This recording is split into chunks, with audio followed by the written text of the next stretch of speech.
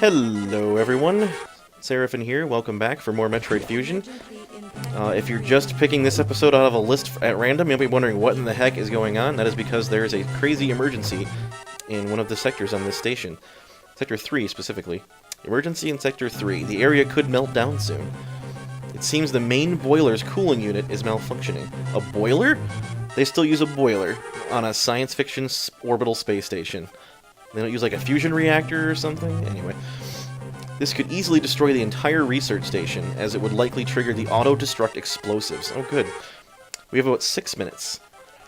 Hurry to Sector 3 and access the control room to the side of the main boiler room. Most of the systems in PYR are down because of this. Again, we know who to blame. The SAX must have hacked into the system control file. What impressive intelligence. I hate it when movies or anything else uses the idea of hacking into things to make them blow up. It's not very realistic. Is your objective clear? Yes. There's little time. Hurry to the control room in Sector 3. And one of the more grievous examples of that, as far as unrealistic hacking to achieve nefarious ends, perhaps the most grievous example of that I've ever seen is, what is it, Live Free or Die Hard, the fourth Die Hard movie. It's not that great of a movie, but the main villain is like this computer hacker genius guy, because you know they all are. And there's numerous points where he's seen with a laptop and like making things happen with his computer that should otherwise not be possible. And perhaps one of the biggest examples of this, when he hacks into a power plant and effectively makes it explode. And I'm like, hold on a second.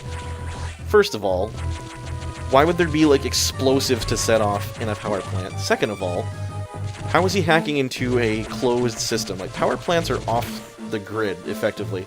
I know that sounds weird when you think about it, but they don't connect power plant control systems to the internet. So how in the heck would you get access to them from outside of them? Like, you had to be in there at a control station terminal to get access to any of that stuff. So that's one of the big things that bugs me as a computer guy. And I am a computer guy. I don't know if that's been made apparent, but I do use computers for a living, so I'm well acquainted with the fact that this is not a normally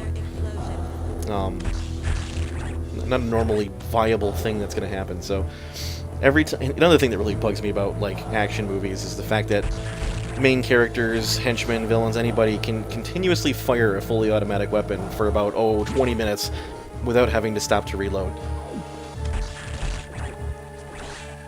It's like, yeah, when you're about 5 seconds into them firing that thing and they're out of ammo. I hate to break it to you people, but not you people watching, of course, but the people that make those movies, even a fully automatic rifle like an AK-47 or something like that only holds about 30 rounds. And on full auto, that only lasts, what, 4 to 6 seconds, depending on how fast the fire rate of the gun is. So they're not going to be standing there jeez, I just did the thing I wasn't supposed to do. You're not going to be standing there unloading the thing endlessly at whatever you're shooting at without running out of ammunition. It's just not going to happen. I need to freeze these things so I can stand on them. If you've never played this before, you might be thinking, is 6 minutes enough time? Yeah, it's way more than enough. In fact, I think it's very doable. I'm not going very fast, but it is very doable to get to where you need to get with like half that time. If you like rush very quickly, which is what I'm not doing. I'm taking the time to kill everything, even though I don't really have to, because that's just how I play these games. Now, don't make the mistake of standing on that because it's a false floor. And just jump right all the way down here. And you can tell this is a superheated area because of the heat haze filter on the screen here, basically, making it look like it's really hot. And it is probably really hot, but of course I can't tell because I'm playing a bloody video game. Take these suckers out. This is actually the... whoops. This is actually the boiler room here. Again, I don't understand why they'd have a boiler and not some kind of reactor, but particularly like a fusion reactor or something. That's the way of the future, isn't it? And we see a living scientist, looks like, controlling the thing. But as soon as we shoot him, you realize, no, it's not actually a living scientist. It's a Korax that's mimicking a human scientist. And it's another one of these kinds of Core X, which tells you... Oh, there he goes. If you leave the eye open long enough, they actually shoot it at you. These kinds of Core X that you need to shoot in the eye like this are ones that give you beam upgrades. And if you leave them alone long enough, they will actually shoot the beam that they're about to give you at your face. Yeah, see, there you go. That only took me a little over 3 minutes to get here. And kill the boss. And then I just had to turn this panel on, or off as it were. And that will get rid of the alarm klaxons and the red lights and bring everything back to normal, which is great. And this part kind of confused me a little bit too when I first played it, because the parasites got all the way out here to hack this thing to make it go off, and I stopped it. Sure, but what's to stop them from going right back in there and doing it again? Like, if they were able to, quote-unquote, hack the control file, what's to stop them from just doing it more? And now you see I have the wide beam, so my shots are much wider and encompass a greater area, which is convenient. However, this beam is annoying and I don't like it. Just the sound and the look of it. Unfortunately, we won't be getting the next upgrade for quite some time, so I'm stuck with this for the time being. Oh, jeez. I'm not going to bother killing all those things right now because I really don't want to. And I also don't believe there's anything valuable, any tanks of that to pick up along this route, so I'm just going to jump right back down where I came from. I lied, there might be something in here. However, even though I have the Varia suit, and the temperature doesn't hurt me, walking into that lava still will. So, I'm not able to do that just yet, which is why I need to continue to rely on standing on, or rather using the monkey bars here to get across, because the lava still does hurt me. Which sucks, but what are you going to do? Not get hit by that is what I'm trying to do. Just random fireballs popping up out of nowhere. Always fun. Now that the boiler is operational, I can go this way and find some tanks. There wasn't really anything stopping me from going this way, but when I was here last time, I just kind of forgot. There's a missile tank here. And there's, I believe, something to go in this way. Yep. Don't know how far I can go this way, however.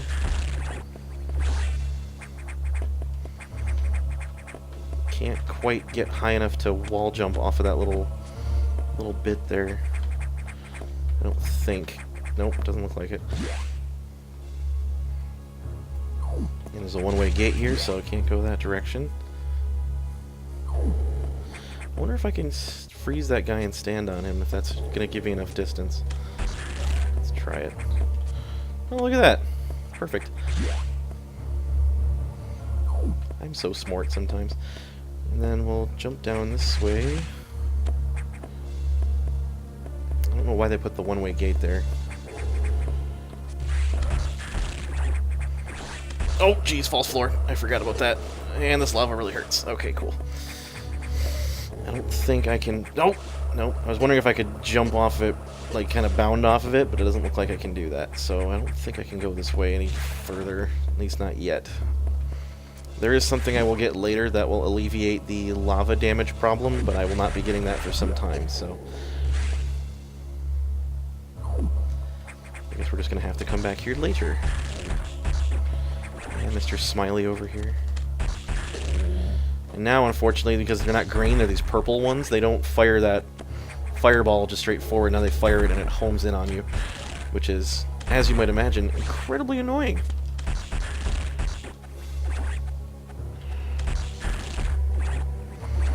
I gotta go back up this way again.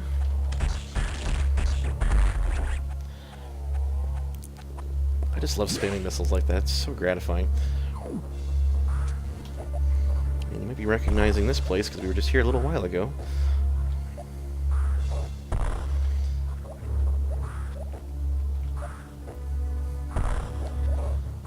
I'll be on the other side of this little column thing again, but now I can shoot through it because I have the super missiles. Super ice missiles, even. Makes this place a little easier to deal with. And we can just come straight down here. And now that I have the Varius suit, I prefer to say Varia suit. I know it might be Varia suit. I don't really care all that much. Pronunciation's not one of those things I get too hung up on, unless it's obviously one way. For example, people who play Super Smash Brothers and pronounce the second game melee drives me up the wall. It's melee, and they even say it in the game. That's a real word. It's not one they made up. The word melee is a word, and that's how it's pronounced. So apologies if that's something that's new to you, but it really drives me a little bonkers when people say that. Anyway, side tangent aside, we're going to go this way. I don't think I can... I guess I can blow that up. I can blow all this stuff up too. But not this. I need the speed booster for that. However, thankfully, I have just enough room if I stand right here. Shine spark through the top like that.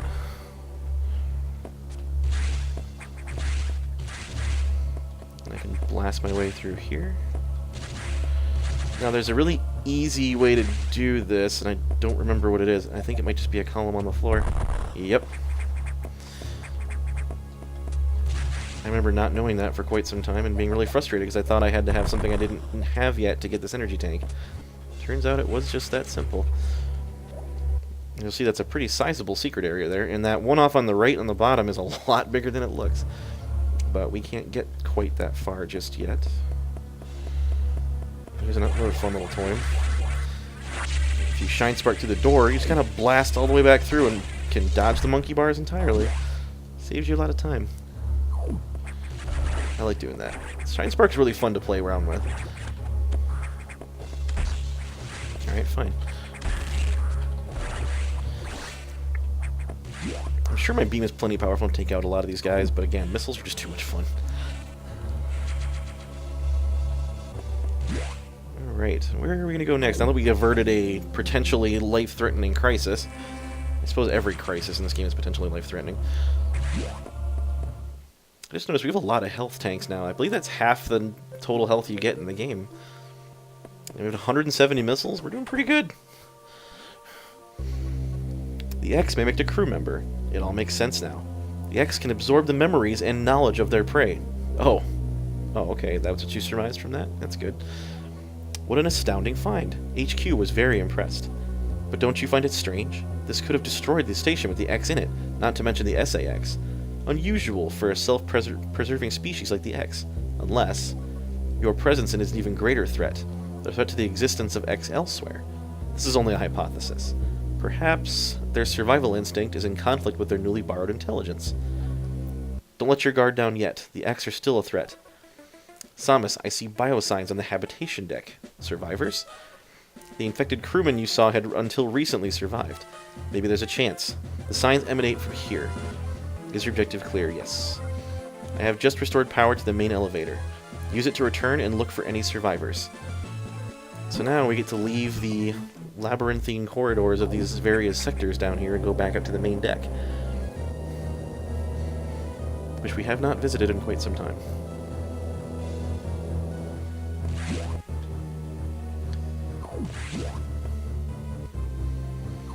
So back up the main elevator here.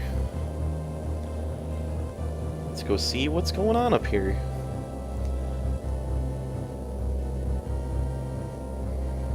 I've always liked these little elevators that all the Metroid games have. They just look really cool. I mean, you remember that the SAX kind of came out through here. Let's go in and see what happened. There's a missile tank in there. Of course, I need the speed booster to get to it, so let's make that happen. Back here is enough. Plow through that sucker, and there we are. 175 missiles. Just 75 to remain. Plow through this door. Oh, didn't quite do it right. That's alright. Nothing down there. It's just that quarantine zone, which apparently needs to be a little more quarantined. Didn't do a very good job. And what's in here? Let's find out, just because real quick. Sub-Zero containment. Oh my. Well, Some of you are like, what in the heck? I know what that is, and you might, but I'll explain it to the rest of you who don't know next time. Thank you all very much for joining me on more Metroid Fusion, and I will see you in the next episode where I tell you what the heck that is if you don't already know. So thank you very much. Thanks for watching. I will see you next time. Until then, this has been Seraphin. Stay classy, internets.